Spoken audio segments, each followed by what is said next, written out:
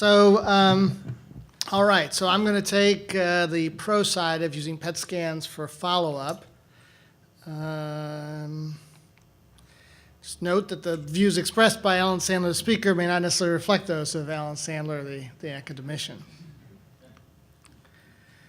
All right, so I think PET scan, we're all pretty comfortable using the PET scan in terms of staging prior to some sort of definitive curative approach, whether it be considering surgery or considering definitive chemoradiation therapy. And I think that this has been well established. I gave a couple of citations here. There's meta-analyses that have shown that PET is superior, both in terms of sensitivity and specificity. It's not as perfect as it was with the very first studies by Ned Patz at Duke, when it was virtually, I think, like 95 and 95% or so. But it has maintained superiority over CT scans. However, again, even in that setting, it's usually recommended that confirmation be obtained histologically. So in metastatic disease, there's also, it's established with respect to sensitivity and specificity in terms of liver and adrenal metastases, that it's improved over CT scan. The issue with bone metastasis is a little less clear. It appears to be at least as good as nuclear medicine, although it doesn't capture the entire bony skeleton. So it at least would appear that the PET scan would have some merit in terms of evaluating and following metastatic disease in a patient, say, who's on chemotherapy. And the real question is, does that provide a benefit to identify a patient who's progressing maybe a few weeks earlier than you might using a CT scan?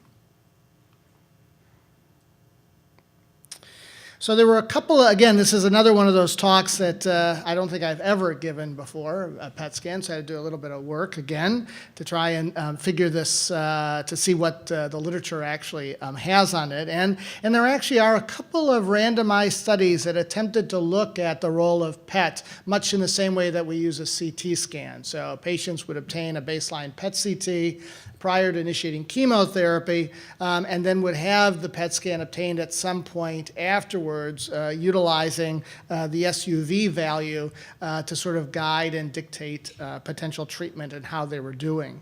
So this is one, I believe it's a German study, 2003 in JCO, looking at it prospectively. And what they found was a close correlation between the metabolic response and best response to therapy according to RECIST, both in terms of sensitivity and specificity, which is shown there. And what they found was that the median time to progression and overall survival were significantly longer for those patients who were the metabolic responders than those who were the metabolic non-responders, although they weren't doing all that well overall, as you can see by those numbers. So the authors claim then that a potential use for this might be, and this is actually kind of interesting, I think, in terms of the phase 2 studies. Could you use the PET scan to evaluate novel therapies after, say, 2 or 4 cycles of therapy and evaluate with a PET scan, and if you did not obtain an appropriate reduction in SUV, then you did not necessarily have an active therapeutic agent. Another one actually would be potentially interrupting therapy earlier in a patient who may not necessarily be responding, even though the CT scan doesn't necessarily show that, and so potentially saving both cost and toxicity. So another study that was in Clinical Cancer Research a couple of years ago was a small study, 43 patients, had a baseline PET scan, and then those patients who had stable or better disease after 4 cycles of platinum-based chemotherapy underwent a second PET scan within 3 weeks of completing the therapy. And so the primary endpoint was to compare the % decrease in maximum standard uptake, the SUV max, between early and late progressors. And they had some secondary endpoints. Again, it was shown regarding what was the best fractional decrease in the SUV that would help to predict. So what they found was that the percent decrease in the SUV max in the late progressors was greater than those in the early subgroup, and that a 50% decrease in the SUV max seemed to be predictive, seemed to be the best predictive factor for it. And that those patients who had less than a 50% decrease in the SUV had a longer time to progression, and also overall survival. So again, suggesting that there might be some merit to using the PET scan in this particular setting in terms of who maybe should or should not get maintenance therapy.